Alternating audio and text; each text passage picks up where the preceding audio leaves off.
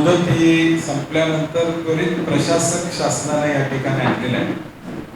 आम्ही मध्यंतरी म्हणलो होतो की अधिवेशनात देखील अत्यंत गडबडीनं 1,00,000 सोसायटींवर प्रशासक नेमाचा कायदा केला. पूर्वी कोविडच्या काळामध्ये आहे ती बॉडी कंटिन्यू ठेवावी या पद्धतीची भूमिका झाली होती आणि मला वाटते ही निवडणूक पुढे जावी आणि प्रशासक यावा असे प्रयत्न गेले 6 महिने चालू होते. आता स्पष्टपणे दिसतंय आणि सहकार्याच्या दृष्टीनं हे दुर्दैव आहे की निवडून येणारी बॉडी मग कुणाची येऊ दे, लोक ज्यांना निवडून देतात लोकशाहीनं त्यांनी पदाधिकारी किंवा सत्तेत असावं ही भूमिका शासनाने घेणं अभिप्रेत होतं.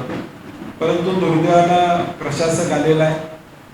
आता आमची विनंती आहे की जो ॲफिडेव्हिट दिलेला आहे 70-75 दिवसामध्ये या 1200 संस्थांचं हिअरिंग पूर्ण व्हावं. आमची विनंती आहे दुग्ध यारना की ती हिअरिंग लवकर आवरा. आता परत पावसाळा आला की निवडणुका होणार नाहीत नियमाप्रमाणे, तेव्हा परत पावसाळ्याच्या पुढे जाणार आहेत. किमान हे हिअरिंग संपून किमान त्या 1200 लोकांना न्याय द्यावा आणि निवडणुकीची तयारी करून ठेवावी. जे ठराव मागवायचे त्याची सुरुवात या 70-75 दिवसानंतर होऊ शकते. या सगळ्या प्रक्रिया कराव्यात अशी आमची अपेक्षा साधारणपणे शासनाकडे त्या ठिकाणी असणार. नाही, 1200 दूध संस्था ज्या रजिस्टर झालेल्या आहेत त्या 90 दिवसाची जी प्रक्रिया आहे त्या पद्धतीनं झाल्या असतील तर त्याला कोण थांबवू शकणार नाही. त्या दुधाचा कोटा पूर्ण केला असेल तर त्यांना थांबवता त्या ठिकाणी येणार नाही असं आमचं मत आहे. त्यामुळे 1200 मध्ये समजा तांत्रिक मुद्द्यावर एखाद्या 2 संस्था अडचणीत असतील तर त्या बाजूला जातील, परंतु सरसकट सगळ्या 1200 चुकीचे आहे असं होणार नाही. त्या नियमाप्रमाणे केलेल्या आहेत, त्यांचं दूध संकलन आहे आणि त्यामुळे त्या फक्त मतासाठी केल्यात अशा नाही आहे. तर स्थानिक गावामध्ये वेगवेगळे गट असतात, त्या गटाचं दूध या गटाच्या डेअरीला जात नसतं आणि मग त्या दृष्टिकोनातून देखील ते दूध वाढीसाठी देखील गरजेचं असतं. त्यामध्ये 1200 केलेल्याचं ज्या संस्था आहेत त्या संस्था बाजू मांडतील आणि त्यांना न्याय मिळेल अशी आम्हाला अपेक्षा आहे.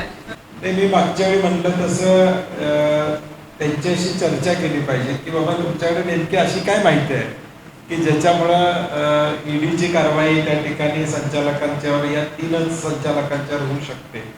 त्यामुळे थोडा त्यांचा काय गैरसमज असेल तो काढणं महायुतीतल्या नेत्यांच्याकडून अपेक्षित होतं.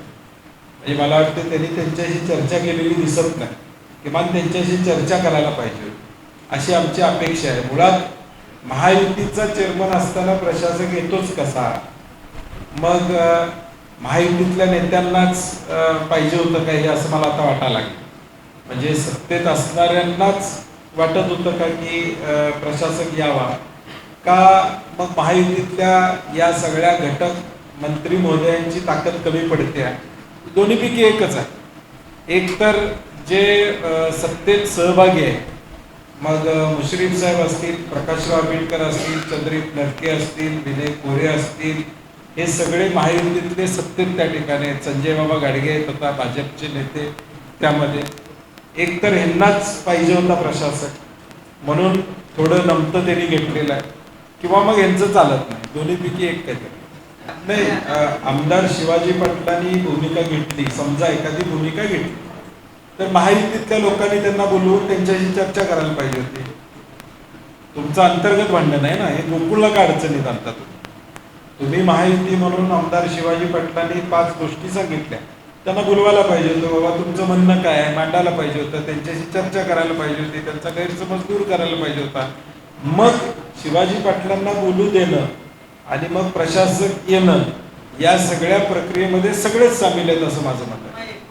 नाही नाही, तो आता त्यांचा महायुतीतला अंतर्गत विषय आहे, त्यांनी कुणाचा घ्यावा आता तो विषय त्यांचा. माझं बेसिक म्हणणं काय होतं की ज्यावेळी ही तक्रार दिली गेली त्यावेळी प्रकाश बेलवडे कुठल्या पक्षाचे आहेत, भाजपचे आहेत. मग त्यांची समजूत काढायला पाहिजे होती, त्यांना भाजपच्या लोकांनी बोलवून घ्यायला पाहिजे होतं, महायुतीतल्या लोकांनी त्यांच्यावर चर्चा करायला पाहिजे होती. त्यांचे काही गैरसमज असतील तर ते गैरसमज काढायला पाहिजे होते. बाबा असं नाही आहे असं आहे म्हणून त्यांच्या घरातलं भांडण आहे ना, तुम्ही भाजप किंवा महायुतीनं खऱ्या अर्थानं हा प्रशासक आमच्या गोकुळवर लादलेला आहे. शेतकऱ्यांच्यावर महायुतीनं या ठिकाणी त्यांच्या अंतर्गत भांडणामुळे आमच्यावर प्रशासक या ठिकाणी आलेला आहे, हे सत्य.